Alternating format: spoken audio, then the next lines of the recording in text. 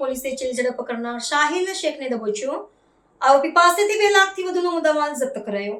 સુરત શહેરના ઉધના વિસ્તારમાં થોડા દિવસો પૂર્વે બનેલી ચીલઝડપની ચકચારી ઘટનાનો ભેદ ઉકેલવામાં પોલીસને મહત્વપૂર્ણ સફળતા સાંપડી છે. ગત 31મી જાન્યુઆરીના રોજ ઉધના સ્થિત સાઈ રેસિડેન્સી નજીકથી પસાર થઈ રહેલી એક મહિલાના ગળામાંથી સોનાના દોરાની લૂંટ ચલાવી મોપેડ સવાર ઇસમો પલાયન થઈ ગયા હતા.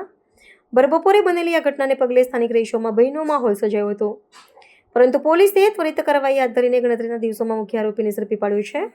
આ ગુનાની તપાસ દરમિયાન પોલીસે આધુનિક તકનીક અને પરંપરાગત બાતમીદારો એમ બંનેનો ઉપયોગ કર્યો હતો.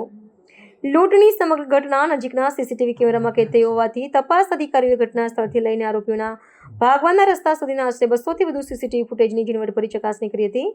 અથાગ પ્રયત્નોના અંતે પોલીસે શાહિલ ઉર્ફે શાહુ શેખ નામના શખ્સની ઓળખ પ્રસ્થાપિત કરી તેની ધરપકડ કરી છે. આરોપીની ધરપકડ સાથે જ ઉધના પોલીસ મથકના ઉપરાંત અડાજણ પોલીસ મથકમાં નોંધાયેલા અને એક ગુનાનો પણ ભેદ ઉકેલાયો છે.